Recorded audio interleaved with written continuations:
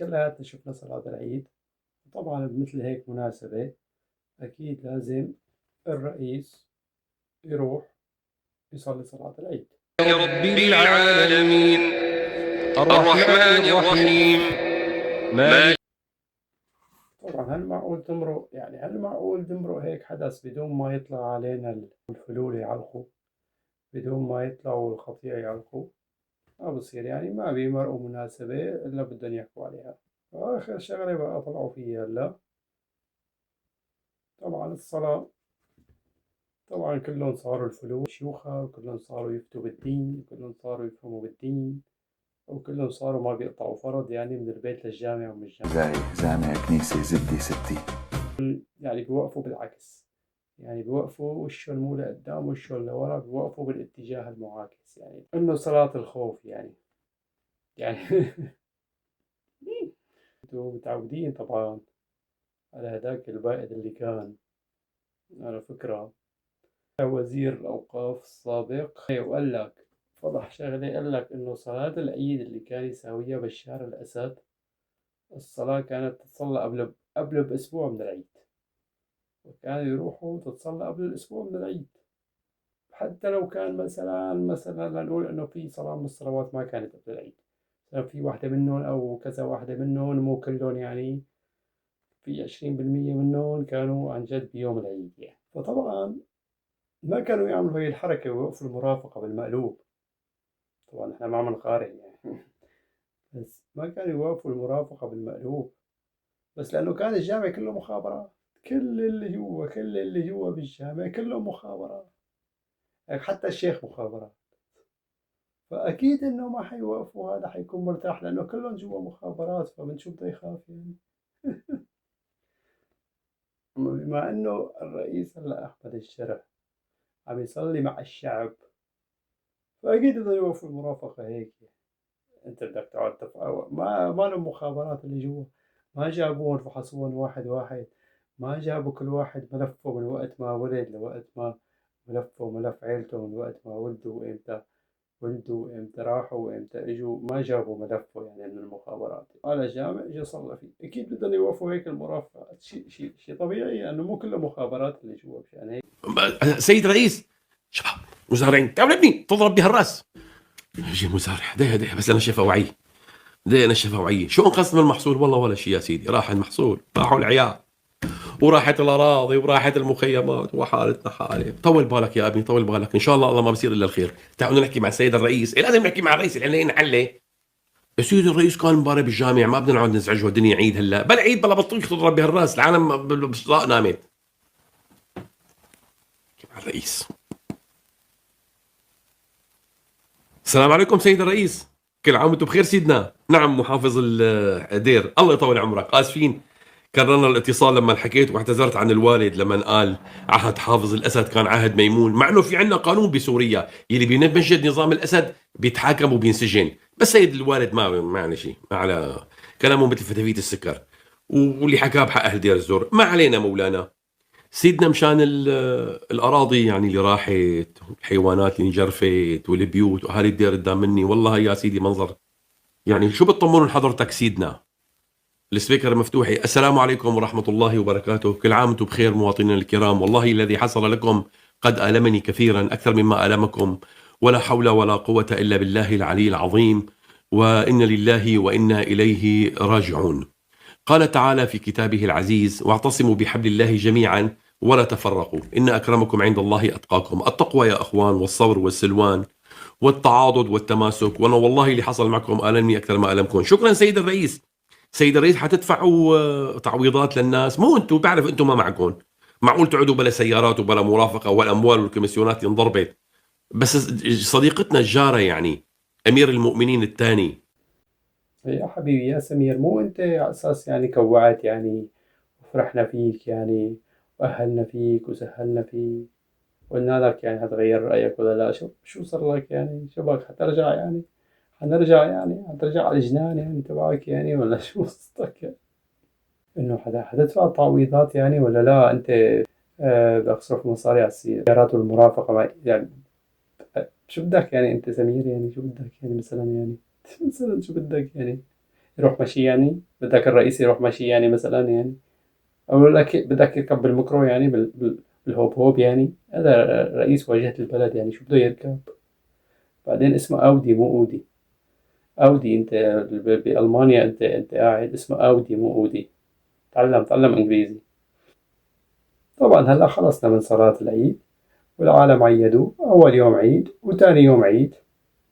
ثالث يوم عيد بصير فيضان بدير الزور تركيا. شوفوا يا اخواني هذا شارع الكورنيش، الله المستعان. ها ابو مقداد، والله يا اخي وضع مأساوي. شو الوضع؟ شو شايف الوضع؟ الناس للحين ببيوتها محاصرة ما تقدر تطلع يا اخي، المي ما يقدرون يطلعون غير بالسفر. نسأل الله. صار عندهم في خطر على السد، فجأة صار في تجمع كبير للمياه، وتركيا عندهم خطر على السد، فهن اضطروا، ما كان عندهم وقت يخبروا، فاضطروا هن يفتحوا، اضطروا يفتحوا سد أتاتورك من عنده، فصار الفيضان. طبعا دغري انطلقت فرق الإنقاذ تشوف شو بدها تقدر تعمل، وطبعا الرئيس أحمد الشراء راح بزيارة على دير الزور لحتى يتفقد الأوضاع بعد الفيضان.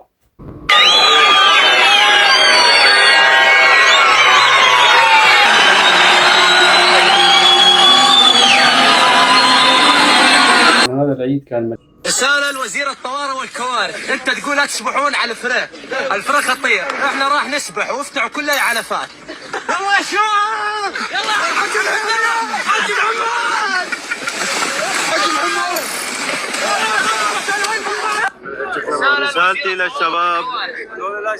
رسالتي للشباب هدول راح لكم انه نحن بنخاف عليكم، بنخاف على روحكم، وما بدنا حدا منكم يتضرر. اذا فعلا انتم قادرين تسبحوا، اذا انتم فعلا سباحين وانتم فوق 18، تعالوا نوظفكم معنا وننقذوا الناس اللي بيغرقوا بالفرات.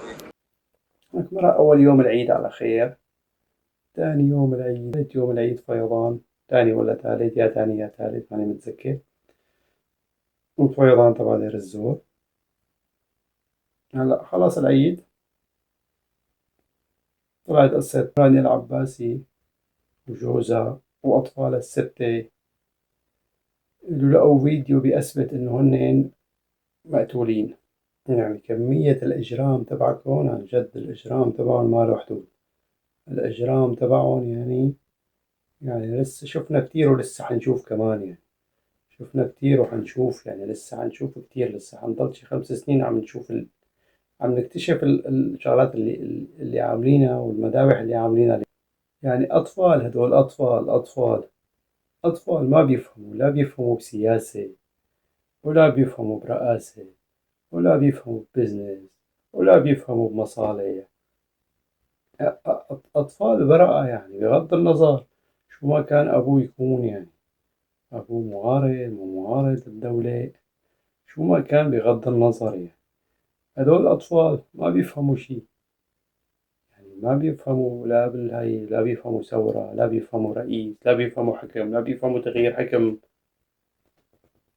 بأي ذنب. يعني بس إجرام لأنكم أنتم ناس مجرمين، بس مجرمين معكم عقد نفسية. يعني لازم أنتم الفلول، يعني ما بدي أحكي طائفية، ما بدي أقول علوية، يعني ما بدي أقول هذا الحكي، بس لازم تستحوا، يعني لازم تستحوا من دماء الأطفال، لازم تستحوا تحكوا، لازم تستحوا تمشوا بالشارع، لازم تستحوا تطلعوا بوش العالم. أغلبيتهم كان في شريط أسود تم خنقهم بشريط أسود كبير مبين، 3 منهم مبين الشريط بشكل واضح للعين.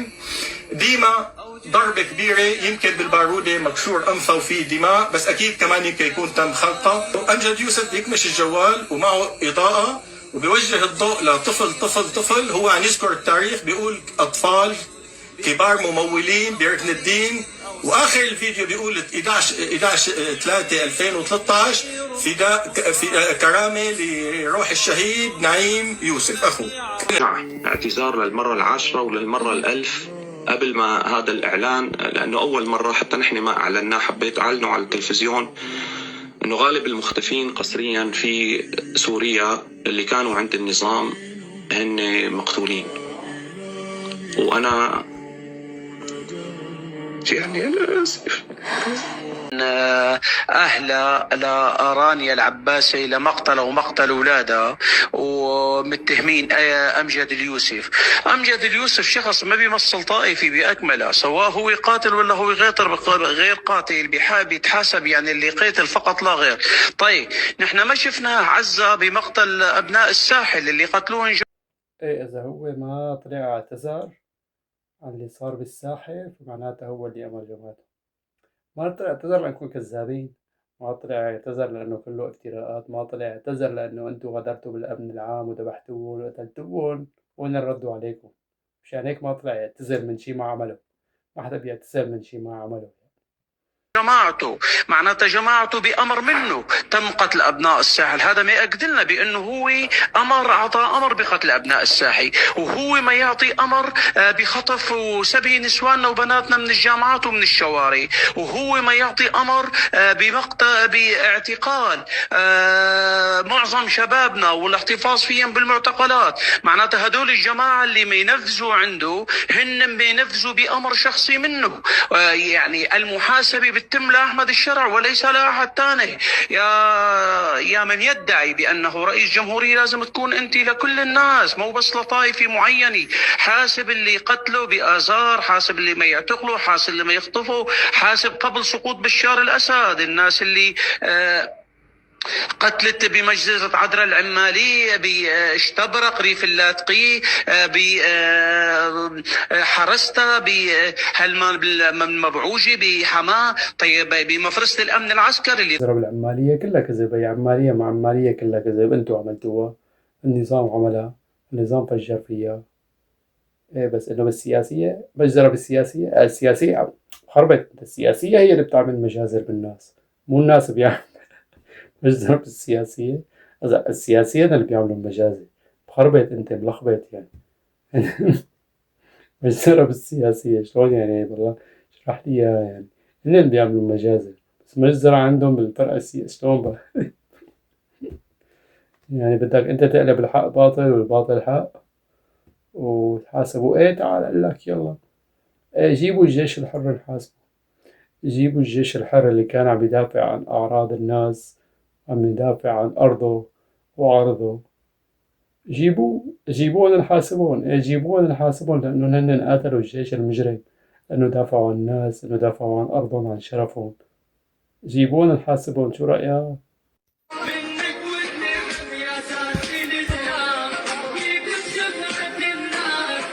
كنت ببلودان يا حبيبنا ابو محمد، تسلم لي عينك. انا فكرته فيديو قديم تاني عم تعيد، لازم تعيد مع الاولاد. لكن شو الدنيا عيد كمان. الله يعينك. السيده الاولى والاولاد كانوا مع ابو محمد ببلودان، شالح لي هيك بالقميص الابيض، يسلم لي عينه والاودي، والناس عم تصور سيد الرئيس، سيد الرئيس، الله يخليناك، الله يخليناك يا سياده الرئيس، يا حبيب قلبي، يا عمري، يا حبيبي، يا غالي سيد. وهو ما تلفت عليهم المسكين.